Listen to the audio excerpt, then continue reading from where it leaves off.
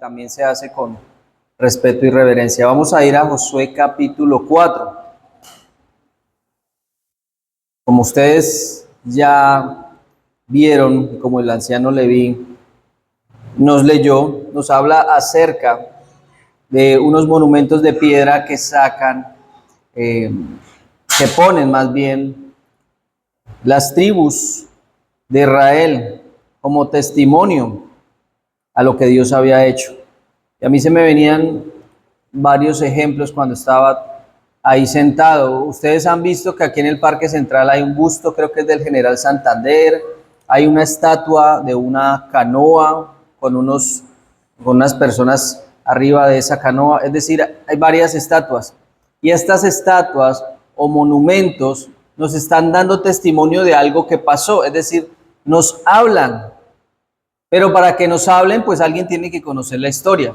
Si usted va con su hijo por el parque y el hijo le dice, ¿qué es eso?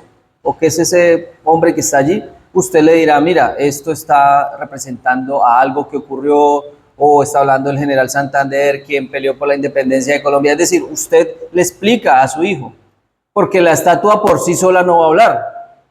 No se van a bajar de allí la canoa a los indígenas y le van a hablar, ¿no? O no, el General Santander no les va a hablar. Ellos por sí no hablan, pero sí están dando un testimonio de algo que sucedió. ¿Quién es el encargado? Pues una persona que sepa de esto y le explique a otro qué significa esa estatua, ese monumento, ese busto, todas estas cosas, ¿verdad?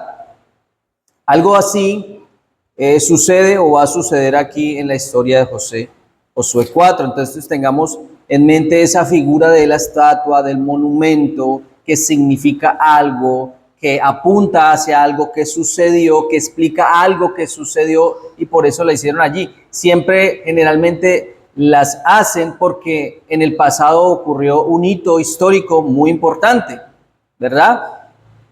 O tienen gran valor histórico, entonces apunta, pero siempre es necesario que alguien hable y las explique y diga qué significa. Si nadie conociera su significado, si nadie hablara de su significado otro, pues en vano serían esas estatuas. Diría, es un pedazo de cemento allí o con cobre o con varilla, pero no significa nada a no ser que otro explique qué es lo que significa. Entonces, vamos a hacer un pequeño resumen de Josué 4 como lo hemos venido haciendo. Recuerden que vimos en el pasado el Señor cómo detuvo las aguas allí en Adán y cómo el pueblo pasó, cómo el Señor estuvo en medio del pueblo, cómo el Señor proveyó todo lo necesario para que ellos hicieran lo imposible.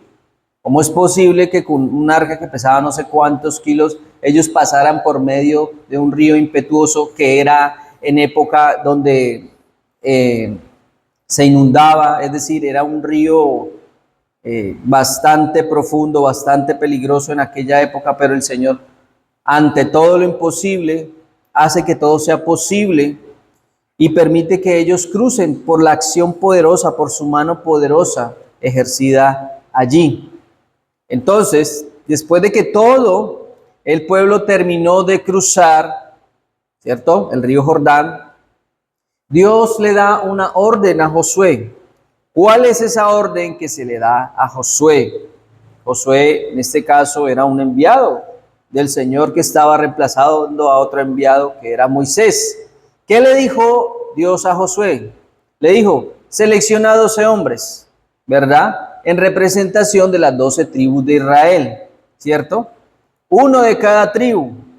¿Cuál era la misión de estos hombres? Recoger una piedra del medio del cauce del río, que recogieran piedras donde estuvieron justo los sacerdotes, donde estaban sosteniendo el arca en medio del río Jordán, que recogieran cada uno una piedra, ¿cierto? Una piedra donde habían estado parados con el arca de la alianza, porque recuerden, ellos fueron delante, ¿cierto? Recuerden que apenas sus sandalias, sus pies tocaron el agua empezó a represarse cientos de metros más adelante. Ellos entraron al río Jordán, estuvieron en la mitad del río Jordán y esperaron que todo el pueblo pasara. y hasta que el último del pueblo pasó. Luego sí, los del arca de la alianza se salieron y el agua recorrió otra vez su cauce natural. Entonces, donde ellos habían estado, tenían que recoger una piedra. ¿Qué hicieron con estas piedras? Estas piedras fueron llevadas al lugar donde acamparían aquella noche, que es Gilgal. Ese sería el primer asentamiento después de que ellos salieron de allí, o recorrieron o atravesaron el río. Y allí, ¿qué tenían que hacer? Erigir erigir un monumento o construir un monumento con esas piedras, una torre con esas piedras. Josué también colocó otras 12 piedras en el lecho del río como señal, es decir, también donde ellos estuvieron parados en medio de Jordán, ahí también hicieron un monumento con 12 piedras, es decir, un total de ¿qué? 2 monumentos, uno dentro del río y otro en el campamento del Gilgal. Ahora, ¿cuál era el propósito de este monumento? Era que sirviera de recordatorio. ¿Y por qué que sirviera de recordatorio? ¿Y por qué el Señor siempre recordaba sus pactos? ¿Y por qué el Señor siempre recordaba sus promesas? ¿Será que nosotros tenemos muy buena memoria? No, al contrario, nosotros olvidamos muy fácilmente los beneficios de Dios a nuestra vida. Cuando llega alguna prueba, cuando llega alguna dificultad, inmediatamente se nos olvida todo lo bueno que Dios ha hecho en nuestra vida. Todo lo grande que ha sido, todo lo misericordioso, toda la gracia que ha habido para nosotros. El Señor siempre ponía este tipo de recordatorios. En sí, las solas piedras no significaban nada, eran piedras, pero señalaban a algo más grande, señalaban al poder de Dios. Y vamos a verlo más adelante. Entonces, estas piedras eran un recordatorio perpetuo, es decir, para siempre, para las futuras generaciones, sobre cómo Dios detuvo las aguas del río Jordán y cómo Dios dividió el Mar Rojo. Esas piedras eran un recordatorio, eran un monumento que servirían como testimonio para las futuras generaciones. Algo parecido a lo que yo les decía acerca de los monumentos que hay aquí. Esos fueron construidos hace mucho tiempo, ¿verdad? Y muchos de esos eventos, por ejemplo, la Guerra de Independencia, ¿hace cuántos años fue? Hace mucho tiempo, ¿verdad? Y hoy en día usted ve estatuas de Simón Bolívar, del general Santander, Simón Bolívar en el caballo, y puede que sus hijos le pregunten qué significa eso. Ah, lo que pasa es que en la Independencia y el florero Llorente y todo esto, y ustedes le explican, ¿verdad? Por esa estatua está sirviendo como precedente, como algo que ocurrió mucho tiempo atrás. De esa misma manera, estos monumentos o estos, digámoslo así, majanos de piedras o arrume de piedras servirían como testimonio para algo que sucedería y que cuando en el futuro preguntaran, ellos dijeran, mira, esto significa que el Señor con mano poderosa nos sacó de la tierra de Egipto, dividiendo las aguas del Mar Rojo y deteniendo las aguas del Jordán. Hechos poderosos de Dios, y todos ellos para mostrar la gloria de Dios. Eso era lo que, y vamos a ver más adelante ellos a quienes se lo tenían que explicar, a sus hijos, a sus hijos. Entonces esto serviría como recordatorio para las futuras generaciones sobre cómo Dios, repito, detuvo las aguas del Jordán, cómo Dios lo hizo años atrás con el Mar Rojo. Y ustedes saben también, aunque no era un monumento de piedras, pero sí era un recordatorio. Ustedes recuerdan la Pascua que recordaba, a dónde señalaba. ¿Se acuerdan? Estaba señalando o estaba mostrando cómo Dios, es decir, era un recordatorio para mostrarles a ellos cómo Dios los había sacado con mano poderosa de Egipto, con todo tipo de proezas y milagros y plagas, pero todas mostraban el poder de Dios. Hermano, la cruz de Cristo nos muestra el poder de Dios para salvar, su misericordia, porque la misericordia es poder. Poder no es mostrar mi mano fuerte y hacer lo que yo quiera y destruir a otro. No, eso no es poder. Poder el de Cristo, que podía convocar una legión de ángeles y no lo hizo.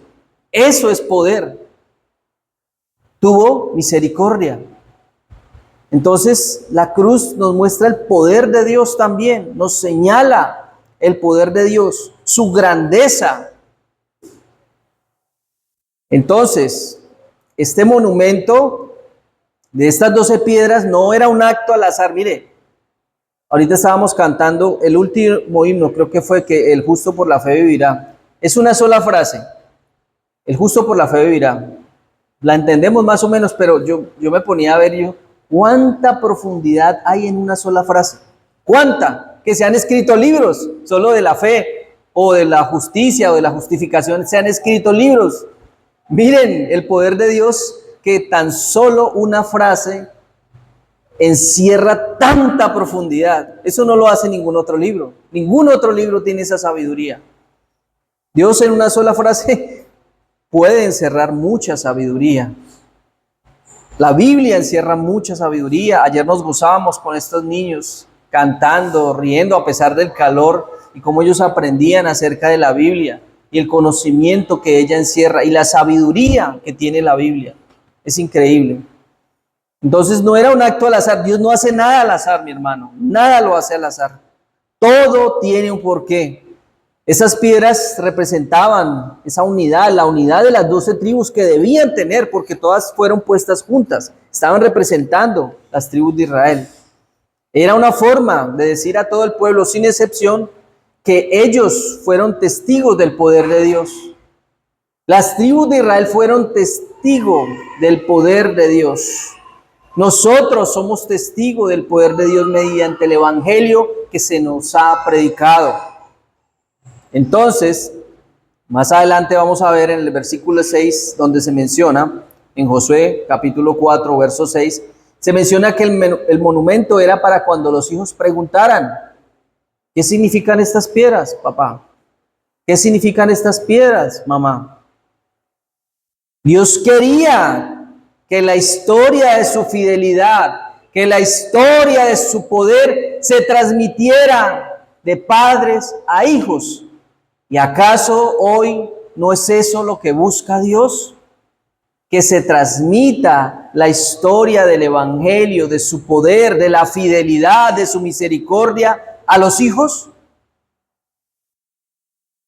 También allí se nos muestra en Josué 4 la exaltación de Josué. El texto menciona que en aquel día Jehová engrandeció a Josué ante los ojos de Israel. Esto consolidó su liderazgo como el sucesor legítimo de Moisés. Esto mostraba el respaldo de Dios a la causa de Josué, que no era su causa, era la causa de Jehová. Porque Josué en un momento fue servidor de Moisés, servidor fiel, incansable, inagotable, humilde, pero luego fue exaltado, igual que Cristo. Fue humillado para luego ser exaltado. Y eso es lo que se nos pide a nosotros. Servicio, mansedumbre, humillación, para que luego seamos exaltados en la gloria de Dios con Cristo. Fíjense, hay un dato muy interesante, el cruce armado. ¿Recuerdan que habla de unos hombres armados? Fueron alrededor de 40,000. Más o menos la población de Mitú está entre 36,000 más o menos, creo, con todo 36,000. Eran bastantes hombres, justo, fuertemente armados. El pueblo cruzó, 40,000 hombres de las tribus de Rubén y de Gad y la media tribu de Manasés cruzaron armados, listos para la guerra, cumpliendo la promesa que le hicieron a Moisés mucho tiempo atrás. Y es también muy interesante porque cada uno o cada una de las tribus tenía una función. Miren que estas tribus se nombra que son tribus de guerra, guerreras. Y ustedes ven que, por ejemplo, los de la tribu de Leví eran los encargados del servicio, de la oración, otros eran encargados de transportar el arca. Es decir, cada uno tenía una función. Y hoy día pasa igual. Somos cuerpo, somos miembros del cuerpo de Cristo y cada uno tenemos una función distinta, pero todo apunta para la gloria de Dios. El primer campamento sería Gilgal. Este lugar se convirtió en la base de operaciones estratégicas para ¿qué? para la conquista de Canaán. Desde allí sería el centro de operaciones. El cruce ocurrió el día 10 del mes primero, curiosamente el mismo día en que se había de apartar para el Cordero de la Pascua. Entonces, al final en Josué 4:24, que es donde termina allí el capítulo, el propósito final del milagro, de este milagro, no era solo para Israel, no, porque dice el 24, para que todos los pueblos de la tierra conozcan que la mano de Jehová es poderosa. Qué bonita doxología como termina ese capítulo, ¿no? Para que todos conozcan la mano poderosa, el poder de Dios, el poder de Jehová. Qué hermoso como termina ese Josué capítulo 4. Y vamos a estar allí al final del capítulo 4 meditando en esta palabra. Vamos al verso 22 del capítulo 4. 4:22. Dice así la bendita palabra de Dios. Voy a leer el 21 también. Dice, y habló a los hijos de Israel diciendo, cuando mañana preguntaren vuestros hijos a sus padres y dijeren, ¿qué significan estas piedras? Ese rume de piedras que está ahí, ¿qué significa? Todas estas rocas allí apiladas, unidas, ¿cierto? Que también simbolizaban la unión de el pueblo de Israel y que ese pueblo fue testigo del poder de Dios. Pero, ¿qué significan? ¿Qué significaban estas cosas cuando les preguntaran sus hijos? Ustedes les declararán, les dirán a sus hijos, diciendo, Israel pasó en seco por este Jordán. Se lo explicaréis a vuestros hijos diciendo, Israel pasó en seco por este Jordán que usted ve aquí embravecido, por este Jordán que usted no puede pasar de la forma en que ellos pasaron. Dios permitió que fuera así. Eso. Y vamos a ver más adelante que esto tiene una implicación. Y esto también nos habla a nosotros. Yo siempre le digo a mis hijos que hay partes en la Biblia que necesariamente no le están diciendo haga esto o deje de hacer lo otro, pero sí hay unas implicaciones. Hay unas implicaciones, es decir, nos está mostrando un ejemplo que nosotros debemos seguir, aunque no nos hable directamente y nos diga de forma explícita lo que debemos hacer, sí hay una implicación. ¿Cuál es la implicación acá? ¿O qué es lo que nos enseña la Biblia? Dice, debemos enseñar a nuestros hijos. Es una orden de Dios. En muchos momentos cruciales de la palabra, de la Biblia, se nos exhorta a que nuestros hijos sean nuestros primeros oyentes, nuestros primeros discípulos, claro, junto con nuestra esposa. Pero siempre se habla de los hijos, de los hijos. ¿Por qué se habla de los hijos? Porque se supone que esa es la generación que queda. Y se supone que esa generación le va a hablar a otra generación. Y así el mensaje se propagaría. En este caso del testimonio que Dios quería que ellos tuvieran. Entonces, se nos exhorta a que nuestros primeros oyentes de las maravillas de Dios en mi vida sean nuestros hijos. Ahora, podríamos decir, ¿qué torre de piedras levantas en tu casa para testificar? Es decir, ¿cuál es el testimonio en su casa que le habla a sus hijos? ¿Cuál es? Si como padres no les hablamos de Dios, no les hablamos de Cristo, no les hablamos del Evangelio, sin lugar a duda no lo van a escuchar afuera, no lo van a escuchar en el colegio, no lo van a escuchar en las autoridades. Al contrario, eso lo quieren ir erradicando. Entonces, ¿cómo lo estamos haciendo, padres? No dejen todo en manos de los maestros de escuela dominical. Sus hijos necesitan escuchar de Jesús a través de la experiencia personal de cada uno de ustedes. No crean que esa horita que se le da, o 2 horitas que se le da en Tesoros del Rey, o en cada 8 días con los maestros de escuela dominical, no queden contentos con eso. La responsabilidad no es de la iglesia, es de los padres. La responsabilidad no es de su pastor que enseña a sus hijos, es de los padres. Es de los padres. Claro, aquí se enseña, pero dígame, ¿sus hijos con quiénes pasan más tiempo? ¿Con el pastor o con ustedes? Es responsabilidad de los padres enseñarles todas estas verdades. Sus hijos, nuestros hijos, necesitan escuchar a Jesús. Y no solo escucharlo, sino también verlo en su testimonio personal. Después de todo, ellos los ven a ustedes todos los días. Presencian diariamente la realidad suya y lo que usted dice. Mientras que con los maestros de escuela dominical, con los tesoros, es 1 o 2 horas a la semana. Y claro, esto hace que me pregunte, bueno, lo que yo le digo a mis hijos, lo que yo le predico a mis hijos, ¿coincide con mi testimonio o no? Tiene que ser testimonio. No solo lo que digo, lo digo por decirlo, sino que tiene que ser un testimonio en mi vida. Los niños son muy observadores, ellos ven todos.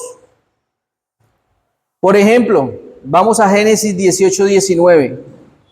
Génesis 18:19.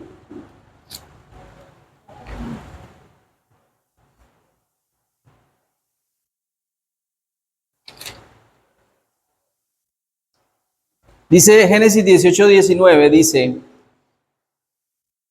no, estoy mal, Génesis 18:19, no, obviemos ese, por favor, me disculpa, no, Deuteronomio 6:7, ahí más adelantico.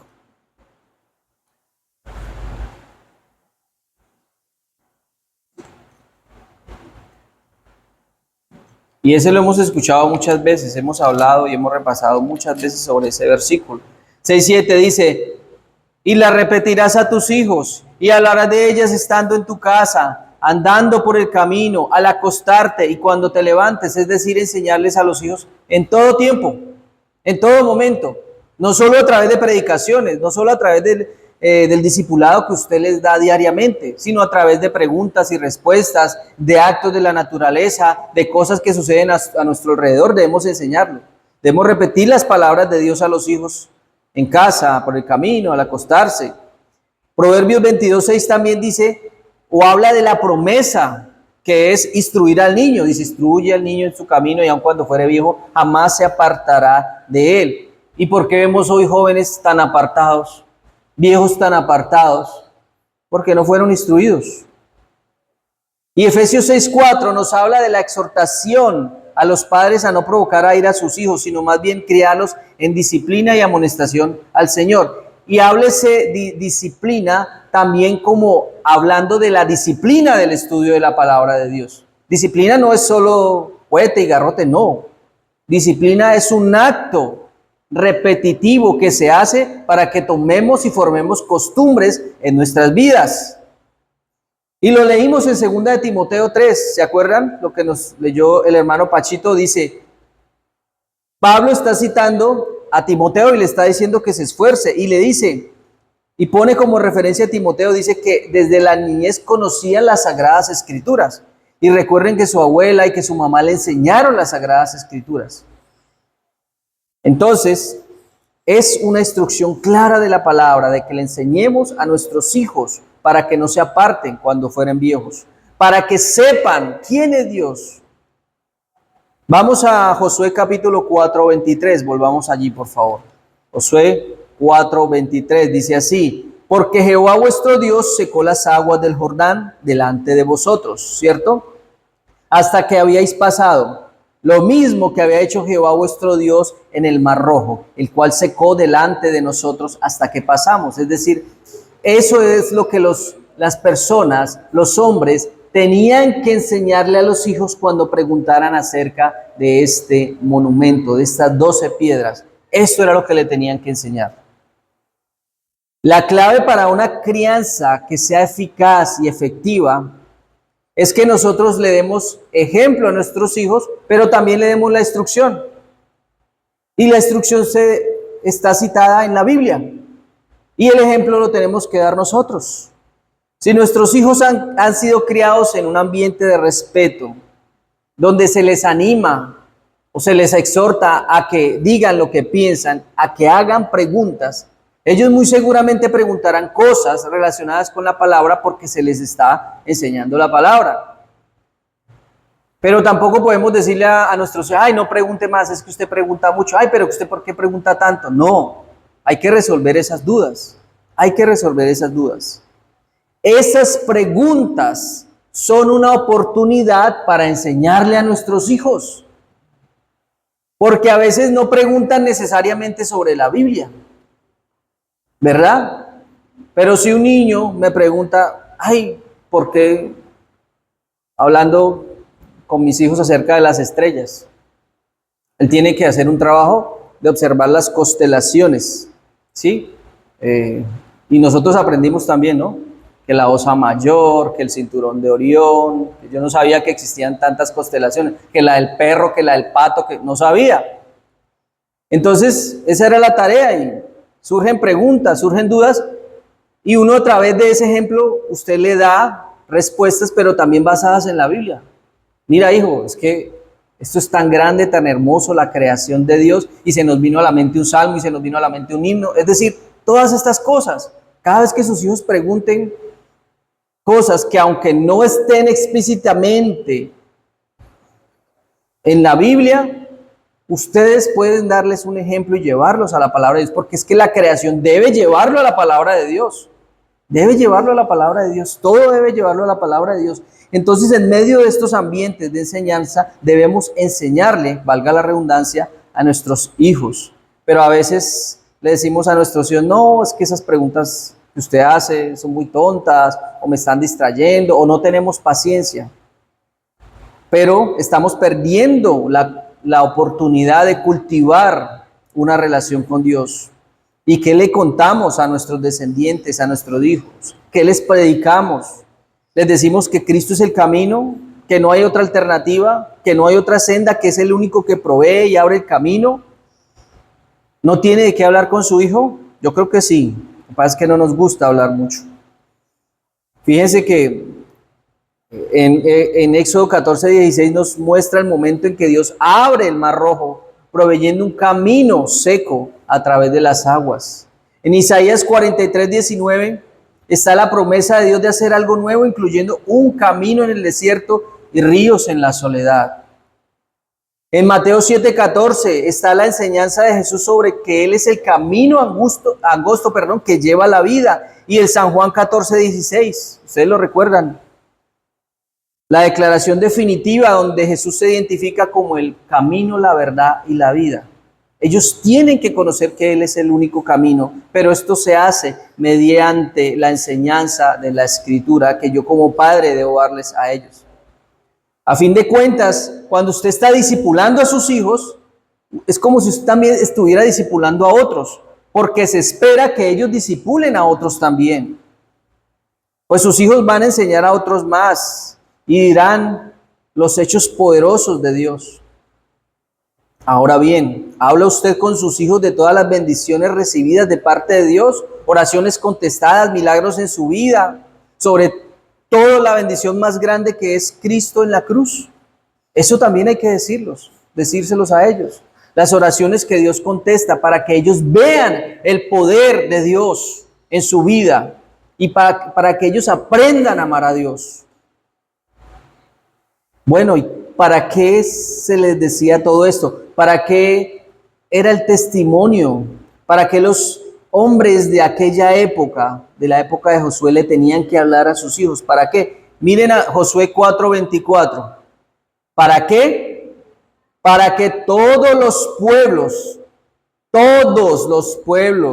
de la tierra conozcan que la mano de Jehová es poderosa, para que temáis a Jehová vuestro Dios todos los días. Miren que llegamos a un fin. Enséñenle estas cosas a sus hijos. Predíquenle a sus hijos, le estaba diciendo Jehová a Josué. Díganles cómo los saqué allí. Pero eso tenía un porqué o un para qué. Ay, sí, el Señor abrió el Mar Rojo. El Señor detuvo las aguas del río Jordán y simplemente quedaron como hechos. No, eso hablaba algo más, de algo más, hay una profundidad más allí. ¿Para qué? Para que todos los pueblos de la tierra conozcan que la mano de Jehová es poderosa, poderosa para detener un río, para abrir un mar. Y de esa manera ellos temieran a Jehová, temieran, pero de una manera reverente. Claro, algunos temerían por el horror que les acechaba. Recuerden a Jericó, recuerden la ramera Rahab. Dice que todos estaban muertos de miedo porque ya sabían lo que Dios había hecho. Pero ella tenía otro tipo de temor, tenía un temor reverente. Y eso era lo que estaban logrando, lo que estaba logrando Dios a través de todos estos hechos portentosos, que todos los pueblos de la tierra conocieran que Dios es poderoso, que su mano es poderosa y que deben temerle a Él. Hoy en día, con el Evangelio es la misma historia. A través del Evangelio queremos que las personas conozcan a Dios, que Él tiene el poder y que debemos rendir tributo a Él. Mi hermano, sobre todo enseñe a sus hijos a que tengan el conocimiento de Dios, porque si ustedes se dan cuenta, en este verso 24, lo primero que dice es para que todos los pueblos de la tierra que conozcan a Dios, conozcan que la mano de Jehová es poderosa, pero debemos enseñarles conocimiento de Dios. Sin conocimiento no hay comunión, y sin comunión no hay una relación, y sin relación pues dudo que sea creyente. Es fundamental que todos tengamos el conocimiento de Dios. Vamos a Oseas 6:6, por favor. Oseas 6:6.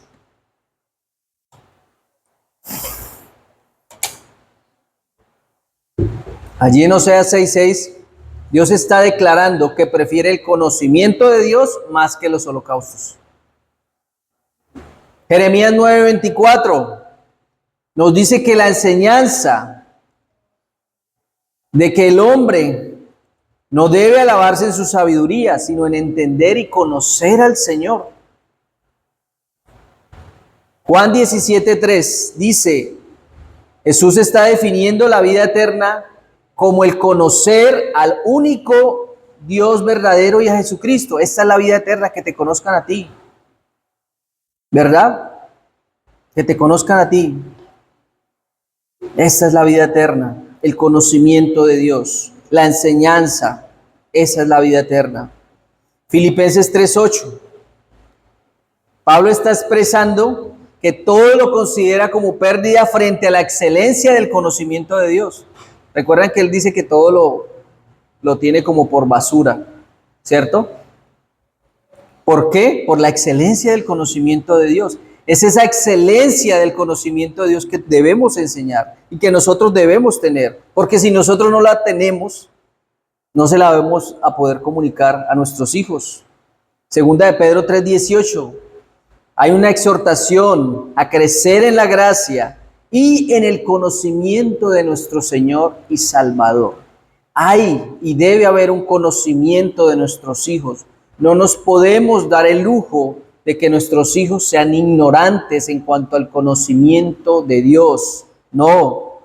Y claro está, todos debemos reconocer y tener conocimiento de Dios, de su voluntad, que su mano es poderosa, que sus hechos son soberanos, que todo está bajo su poder y que debemos sujetarnos a Dios y someternos a su señoría.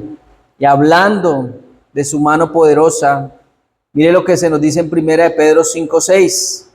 En 1 de Pedro 5:6 hay una exhortación a humillarse bajo la mano poderosa de Dios para ser exaltados al debido tiempo. El Salmo 139:10 habla de un reconocimiento de que en cualquier lugar la mano poderosa de Dios nos guiará y nos sostendrá. Debemos enseñarles que la mano de Dios poderosa siempre estará ahí. Pero también la mano poderosa nos habla de que debemos humillarnos a Dios y de que ellos deben humillarse a Dios. Y el Salmo 89:13 dice, tuyo es el brazo potente, fuerte es tu mano, exaltada tu diestra. Esto era lo que se buscaba con la enseñanza de los padres a los hijos. Se mostraría a los demás y a todo el mundo el conocimiento de Dios, su mano poderosa y el temor reverente que los pueblos deberían tener a Dios. Es igual que el evangelio hoy en día, lo mismo. Temor de Dios es lo que al mundo le hace falta, pues sus egos, es decir, los de sus habitantes, se inflan cuando hablan cosas vanas en contra de Dios, fútiles, es decir, sin ningún fruto. Son como cualquier hoja llevada por el viento, hombres sin base, sin fundamento alguno. Algunos se autojustifican diciendo que son hombres de ciencia, pero son necios, pues la ciencia la creó Dios y la ciencia corrobora que existe Dios. La física, la química, la aritmética, la astronomía dice que existe Dios.